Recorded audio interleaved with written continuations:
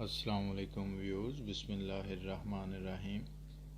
جماعت ششم اردو کا مضمون ماں باپ کی خدمت ہم پڑھ رہے ہیں۔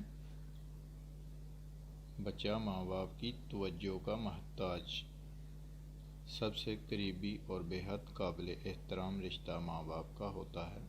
شیرخوار بچہ کتنا کمزور اور لاچار ہوتا ہے، خود لباس نہیں پہن سکتا اور نہ کھا سکتا ہے، جہاں پڑا ہو وہیں پڑا رہتا ہے، ہر طرح سے وہ ماں باپ کی توجہ کا محتاج ہوتا ہے۔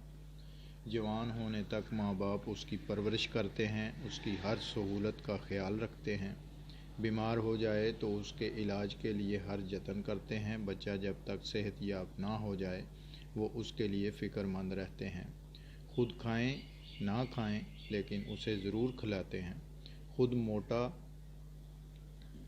جوتا پہن لیں لیکن اولاد کو اچھا پہناتے ہیں، اس کی پرورش اور تعلیم و تربیت میں کوئی کسر نہیں اٹھا رکھتے تاکہ بڑا ہو کر وہ عزت اور سکون سے زندگی بسر کرے۔ والدین کو سہارے کی ضرورت۔ ماں باپ ایک دن بوڑھے اور اتنے کمزور ہو جاتے ہیں کہ کسی کام کاج کے قابل نہیں رہتے۔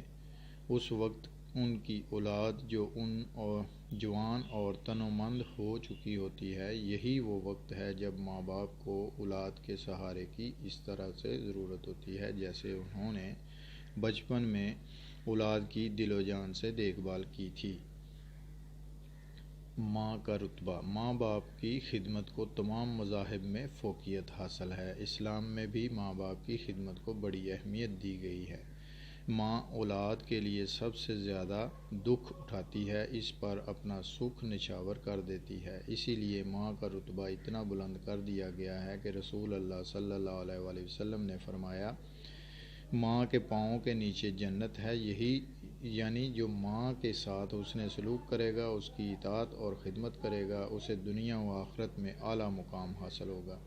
باپ کا مقام بھی بڑا اعلیٰ اور عرفہ ہے۔ باپ بچوں کے لیے دن رات محنت کرتا ہے، سردی، گرمی، دھوپ اور بارش جیسے بھی موسمی حالاتوں میں وہ بس بچوں کی خاطر محنت مزدوری میں لگا رہتا ہے تاکہ انہیں کوئی تکلیف نہ ہو۔ باپ کی اسی خدمت کے عوض اللہ نے اولاد کو باپ کی خدمت و اطاعت کا حکم دیا اور یہاں تک فرما دیا کہ رب کی رضا باپ کی رضا اور رب کی ناخوشی باپ کی ناخوشی میں ہے۔